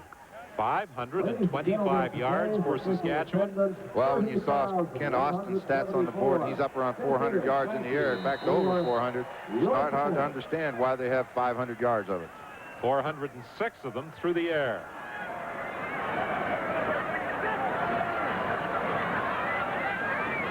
Brent Maddox with the third down punt, and a good one. Albert Brown at the 10-yard line. And this is going to be a good return. Brock Smith was sent flying. Albert Brown was just tripped up by Andy McVeigh, or Brown might have gone all the way. A 51-yard run back after a 50-yard kick. Well, this is an outstanding run. You can see it coming right here. You know he's in business because he got between the first wall, and now he bounces outside and picks up some blocking outside. There's the trip. McVeigh just got him, and Albert Brown's still down over on the sidelines. I think it was just from the way he landed. Again, Whitcombe's having a tough day after he snaps that ball. Alipati says, "I got you." Okay, good job, Whitcombe says, "Okay, I got away from the guy that was blocking me. Let's see how things are going." Not very good. He gets it again. But right here, it's hard to believe it. It almost broke up. The only man left was Matic, and he went down, and I think he banged it when he fell because McVeigh just dove out and got a hand on him. Well, it's 1st and 10 Saskatchewan from the 51 of Calgary. We remind you this program is copyright and is strictly for the private use of our audience. Any reproduction, retransmission, distribution, or exhibition, in whole or in part, without the express written consent of the Canadian Broadcasting Corporation, is strictly prohibited. I don't think the Calgary Stampeders would want to see parts of this game again anyway. Well, Doug Landry, the middle linebacker, has been a busy man today, and he's going to get a lot more the remaining part of this game because they're going to run the football, sidestep him, jump on his back, and pull him down. They're going to run right at him, that's for sure, in the remaining 14 minutes of this game. 2nd and 4, Saskatchewan. The ball is at the 45. Sean Daniels started outside, tried to cut back in, and there were 4 red jerseys over there. They run this counter. It's misdirection. Pull Ken Moore and Roger Aldag. Try to lead Daniels around the corner. They had success with it early. Now they're 2 yards short. Ford made the initial contact with Daniels. 13:08 remaining in the ball game. They're going to go after it, too. They're not going to kick the football on the 3rd and almost 2 situation. I'm a little surprised at that call. Now, this is a little bit surprising when you're sitting there with a 16-point lead. If they make the first down, though, it's a good move. Obviously, they have confidence in their running game. Nelson Jones stumbled as he took the handoff. Where are they going to mark his forward progress? Doug Landry thinks he's stopped him. That's what it's going to come down to, the mark, because he did stumble, and just imagine it comes down to how far he stumbled forward before somebody stopped. Yes, the Stampeders have stopped them on a 3rd down turnover. All over when they failed to make it at the 41-yard line. You try to think of just why. Maybe he figures with the windy, something would happen there. But I really believe on a 3rd down 2 situation, a 16-point lead, make them go as far as you can. Kick it and hope to kick it out of bounds. 12:32, the time remaining here at McMahon Stadium. Wherever you're looking in this afternoon, we hope you're enjoying the action. Brickwalder is after Barrett. Now Rasevich is in pursuit. And Barrett was very fortunate to turn that play into a 4-yard gain. Very fortunate. You know, when he's coming around on that, he's just running for his life. He's running to his left, and he made the cut inside and picks up 4 yards. So right now, I really believe the Calgary Stampeders are in 3-down territory. I don't think they're going to worry about kicking the football anymore. They've got to move the ball. That was the 3rd down gamble by Milson Jones that failed to produce a Saskatchewan first down. 2nd and 6 from the 45-yard line. Barrett is throwing deep for Willis. He can't catch up with it. Harry Skipper was racing down the sidelines with Willis, and it will be 3rd and 6. 3rd down. I think they're going to go after this. I really don't think they'll kick the football. What do you know? Well, I saw Harry pointing to stay in the game, and now all of a sudden they're coming up. I don't know if I was Calgary right now. They've got to score.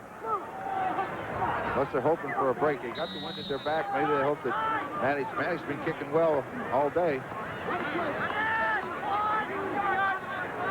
Albert Brown shaken up on his last return. Vitale is the lone man back for this Brent Mattich kick. Vitale takes it at the 13-yard line and is brought down at the 28. That's where Saskatchewan will scrimmage 1st and 10, leading by 16 with 11:21 remaining in the game. Well, it was a good block by Sean Daniels down there on that punt right there. Hit Tony Spallettini, Tom's brother, and made an excellent block and allowed Vitale to get that run back. 26-32 is pretty impressive for Kent Austin today. Saskatchewan, 28-yard line.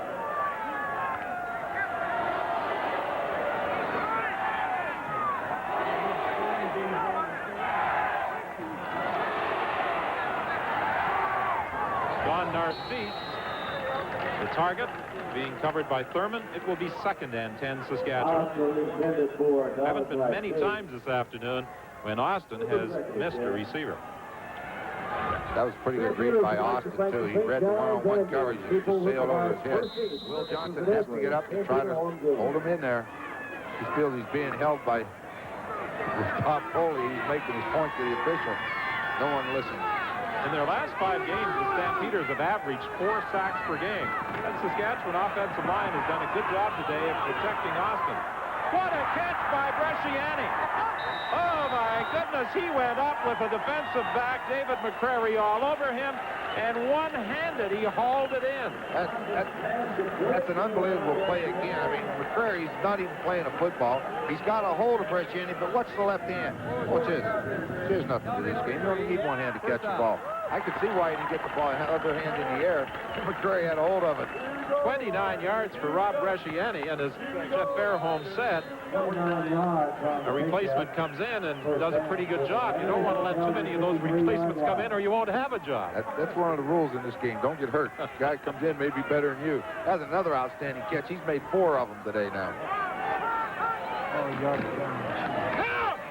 Nelson Jones stopped at the line of scrimmage. The good hit by linebacker Ken Ford. And Ford and Nelson Jones exchange words as they both get to their feet. Ford is moved out of there by a teammate. Stay out of there. Do a lot of talking, yipping and yapping, but comes a time when you still have to play football. Bresciani come back, and he needed to go rest up a little bit. May have said, it's my football, remember? That's right. He said, the way he's played today, it has been his football. Draw play with Tim McRae. He won't get the first down, and the Riders this time will send out the punting unit. 9:47 remaining in the game. The 49, make it 3rd down. The style of game the Calgary Stampeders play, it's very hard for them to come back.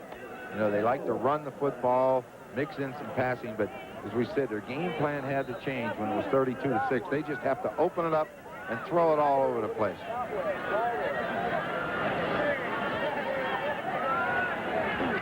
Baker stands at the 45-yard line. 3rd down kick. Off the side of his foot, and it bounces, well, back into the field of play. Darcy Kopp takes it. It looked as though it was going to go out of bounds, and I think Kopp anticipated that it would as well. 9:20 is the time remaining with the Riders leading by 16. They trail by 16 points with only 9:20 remaining. They have to make things happen in a hurry.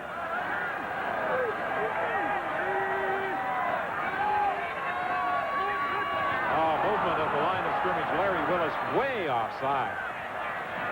He'll make the catch, but this one is going to be brought back, and Willis, upset with himself, fires that ball up against the wall in front of the stands. He was at least 5 yards offside. Oh, yeah, without any doubt. He just took off and ran, then realized it, and then stood there. He's very fortunate that he got enough yards to force Saskatchewan to take the penalty. Offside. Calgary number 89. So you just see throws that takes a pretty good hit. You don't mind taking those hits when they count. You don't like to take them when a guy's 5 yards offside. 1st and 15, Calgary, but they are now backed up to their 21-yard line. Danny Barrett may have been emphasizing the snap count in that huddle.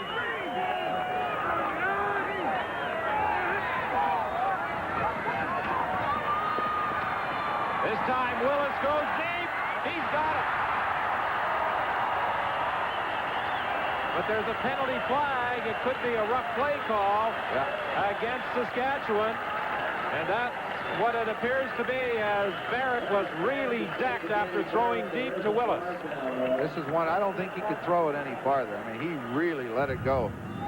Roughing the passer. Saskatchewan 77. First down. Rinkwalder decking Danny Barrett after he threw the ball. Let's watch Willis. Comes down, starts inside and jumps outside of him. Skipper had good inside position. He went outside. Good catch, good concentration. And then 15 yards for roughing the passer, and that changes field position in a hurry. We'll see the hit coming. There it is. It is a little bit late. He hit him with the shoulders now. If he had just grabbed with the hands a little bit, held him up. But he hit him with the shoulder, and the referee's standing there. Redemption for Larry Willis for that previous miscue, a 51-yard gain. 1st and 10, Calgary from the 23-yard line. Zeno well covered by Harry Skipper on the sidelines. Zeno thought he was too well covered, but there was no penalty flag. I think he was too. When he makes the cut on the sideline and he gets hit in the back and knocked down, and he's got inside position. But the big thing is they're dropping that linebacker out when they blitz the halfback. They're going to have to go to the other side of the field against that. 8:11 remaining in the game. 32-16. Saskatchewan lead. They're going to drop out of it this time. So, yeah. Lofted for Graham. Touchdown.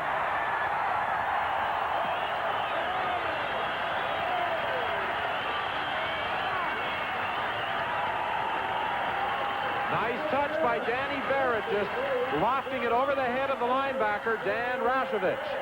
It was touch. That's exactly what it is. Got one-on-one with the linebacker on Lorenzo Graham. That's what you like when a quarterback speed on a linebacker. He just dropped it over his head. Graham caught it.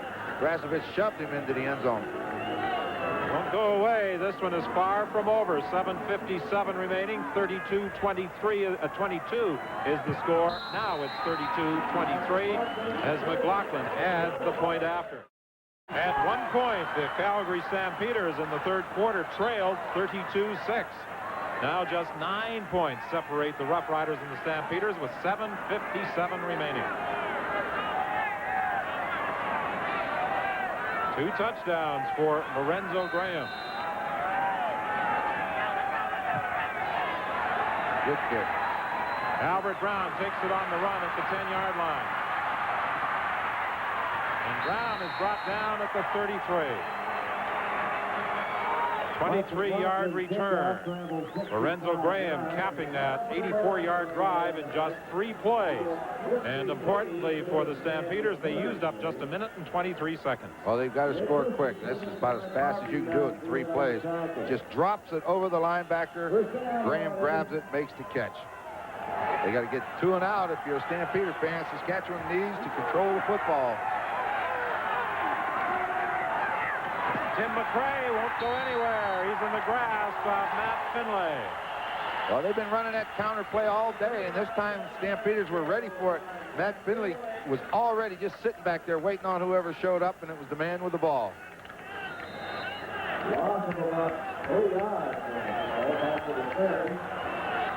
A a loss of 4 yards. Kent Austin with 442 passing yards. A Saskatchewan team record today. He'll try and get more right here. There's a penalty flag. Austin can't find the receiver. He runs the ball, and he is hit hard by Ford. Procedure. Saskatchewan number 25 is declined. Third down. Well, it's a gain of 7 for Austin. Third down, 7 yards to go from the 37. 7:01 is the time remaining. Glenn Suter, who is a scuba diving instructor, may have talked some of his teammates into wearing that type of glove. Darcy Kopp waits for the third down kick, gets away from Mark Ernest, still on his feet, and he stumbles forward to the 48-yard line. 6:42 is the time remaining. That was a 6-yard run back after a 31-yard kick. Scott? Don, let's discuss attire here for just a moment. You were just talking about James Ellingson's gloves. In terms of the extra edge, we credit Jeff Fairholm, the Saskatchewan receiver, with this idea.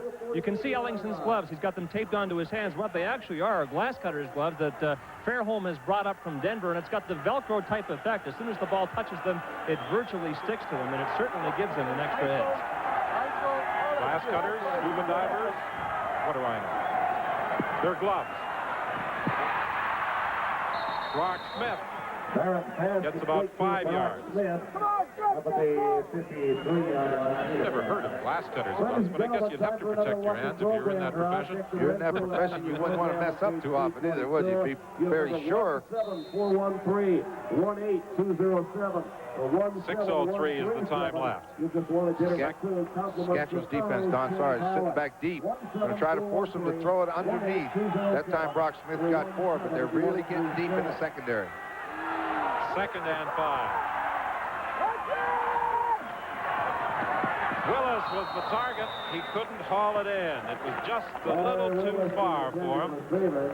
He had to reach out, and he had Glenn Suter, the safety, coming over to help in the coverage. So they're going to go this time. C.K. Herrick right away says, stay off the field. We're going after this one. The hole was there. The ball's just delivered a little bit high and too far forward. Get it down in the number area. He'll catch it for you. 3rd down, 5. Got to have this one.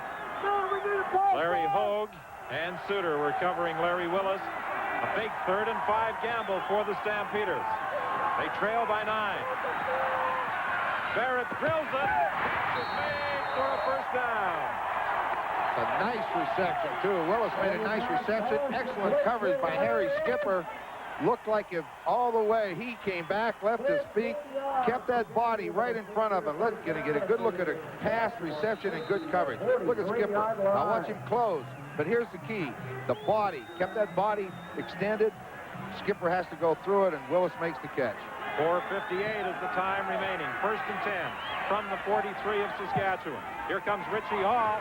There's the pass for Brock Smith into the 34-yard line. Getting a lot of halfback blitz, especially from the short side of the field. Every time Richie Hall's been the guy to come on the blitz from the short side of the field. Still look for one of these times if they can get just an extra second, go to the top, go to the wide side, hit a guy down the middle. Marshall Toner and Zeno go wide to the left. 2 flankers out to the right. Handoff to Lorenzo Graham. He gets the first down. He's inside the 32-yard line with 4:12 remaining. They need to score pretty quick. Don't want to waste too much time here because they're going to have another possession. They have to score and then get the ball back quickly. 4 new Stampeder players every week until mid-October. Be sure to collect the whole series. 1st and 10 from the 32. Sideline pattern, and Willis fakes it, or Zeno, I should say, makes the catch in front of Skipper, and Zeno gets down to the 12. Good job by Zeno. 6'3", 205 pounds. Watch him make this catch and then shrug off the tackle by Harry Skipper. Watch him make the catch. Bang. Good balance, good strength. Turns back upfield. Puts it down into the 11-yard line. Good job. Zeno was Tulane's all-time leading receiver. 9 talents there with Terrence Jones. 5 catches today for 80 yards. 1st and 10 from the 12-yard line. Barrett into the end zone. Willis can't catch it. Most disappointing person on the field right now is Lorenzo Graham. Swung out of the backfield and nobody covered him. He's in the end zone all by himself. Shook his head. Quarterback decides to go. He threw a bullet just a little bit high. 3:05, the time remaining. The clock is running. It's 2nd and 10.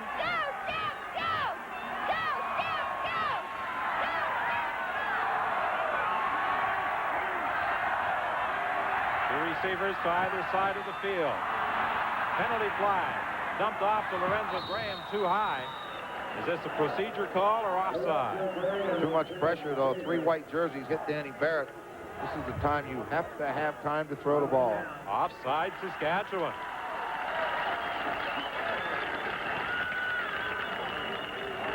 I don't think there's much doubt about it. They've decided they're going to work the right side of the Saskatchewan defense. All their passes have come over to this side of the field. Good hit. Drinkwalder, Goldsmith, they're all there. 2:45, the time remaining. 32-23, Saskatchewan leads. It's 2nd and 5 from the 6-yard line, Calgary, as a result of that offside penalty against the Roughriders. Movement again at the line of scrimmage. No penalty flag. Into the end zone for Willis. He can't hang on. He attempted to juggle the ball. It will be 3rd and 5, but they're going to send in the field goal unit. They need a field goal and a touchdown to win the ball game. Well, we're going to see Willis get inside. There he goes on Skipper, and the ball's up. Skipper goes for the interception, which is dangerous. He's got to catch that. Got to catch that football. It was in his hands. McLaughlin will be attempting a 13-yard field goal. Still 2:29 remaining. He puts it through. So now it's a 6-point game. The field goal from the 35. Kent Austin looking for Guy. It's incomplete. 2:23 is the time left. That's a good decision by Saskatchewan. Take that ball on the 35-yard line, because with that wind behind them, they could ended up in a lot worse field position. Kind of thought they might run on 1st down, though. Try to get something going. Right now, it's a big down for Austin. Those statistics are great, but he's got to hit this one.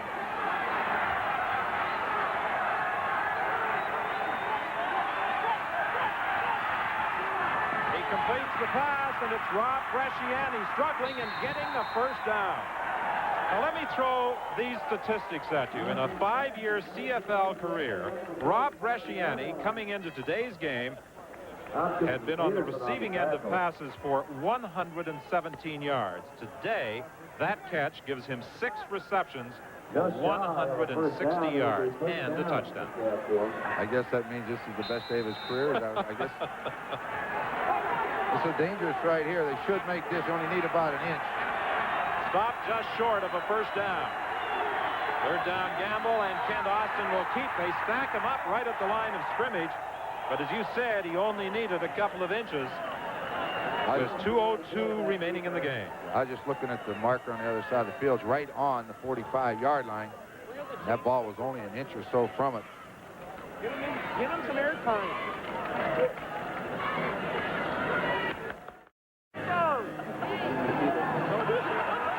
It is a 1st down, as revealed by our reverse angle camera. Didn't make it by much. On the other side of the field, John Gregory breathed a sigh of relief, and now Larry Kaharick is hoping that his defense will be able to come up with something to stop the Roughriders and, more importantly, have some time left on the clock. McCrary coming on a halfback blitz. He can't get through. Mitchell Price can't get Austin either, and wide open on the far side is James Ellingson. Well, whether those are glass cutter's gloves or scuba diver's gloves, he was wearing the right equipment to haul in that Kent Austin throw. Junior Thurman went to sleep. Halfback blitz, quarterback scrambled out. He turned his back and let Ellingson in behind him. Can't go to sleep in a situation like that.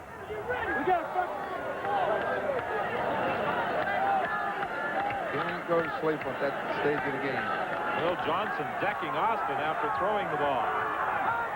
First and 10, Saskatchewan. They're at the 34-yard line, and on the ground this time, Milson Jones will be stopped after a 3-yard gain with 1:37 remaining. Calgary desperately needs that ball back, and the Roughriders desperately trying to keep it away from them.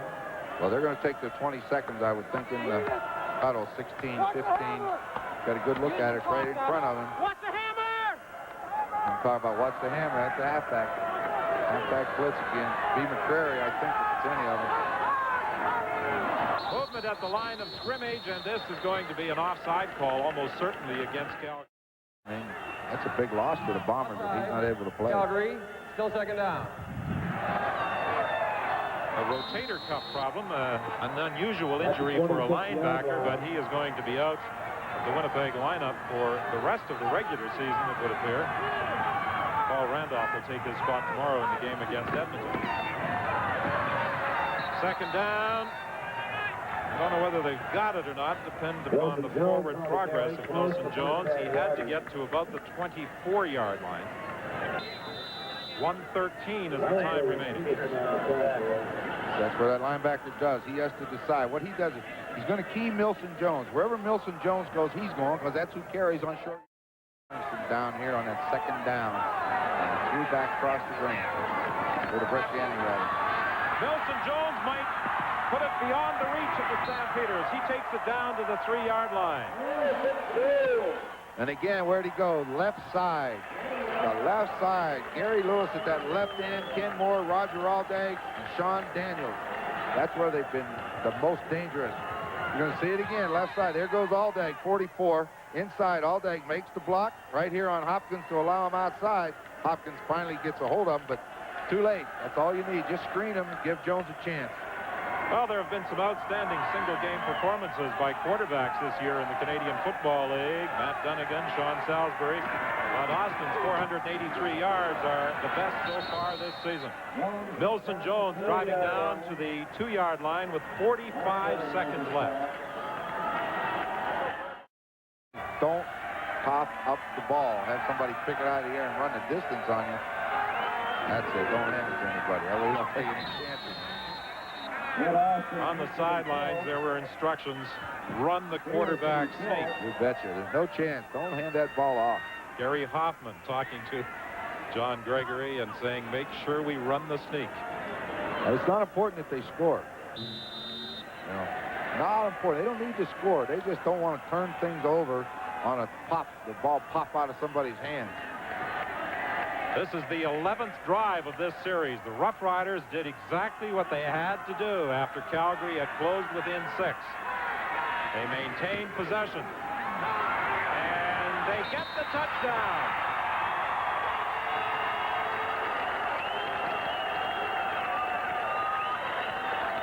And again, right behind Gary Lewis and Ken Moore, Milson Jones was hit right at the line of scrimmage, but fell forward to put it in the end zone. Milson Jones just breaking that plane as he reached in for the major score that will put a finish to any comeback hopes of the Calgary Stampeders with only 6 seconds remaining.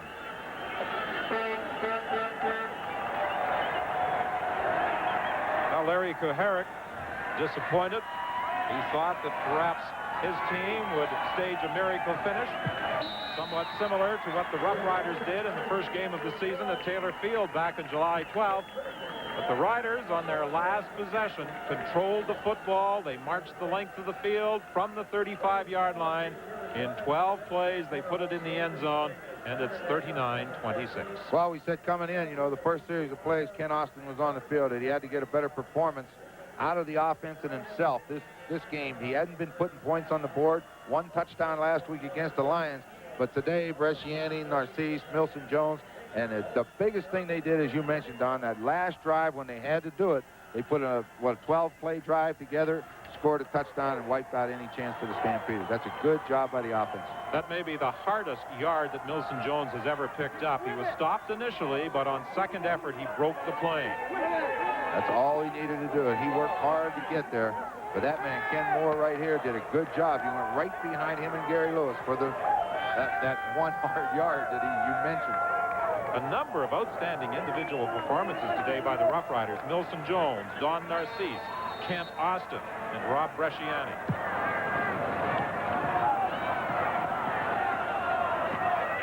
The return, Andy McVeigh fumbles the football, picked up by Hopkins. Hopkins trying to pitch it out. And on the final play of the ball game, the Saskatchewan Roughriders recover, and John Gregory celebrates a 39-26 victory as the Saskatchewan Roughriders, even their season record at 7-7, they move within 2 points of the second-place Calgary Stampeders, and more importantly, break out of a third-place tie with the BC Lions. And on top of that, they have now beaten the Stampeders twice. I know they played 2 more times, but they have defeated them twice in their first 2 meetings.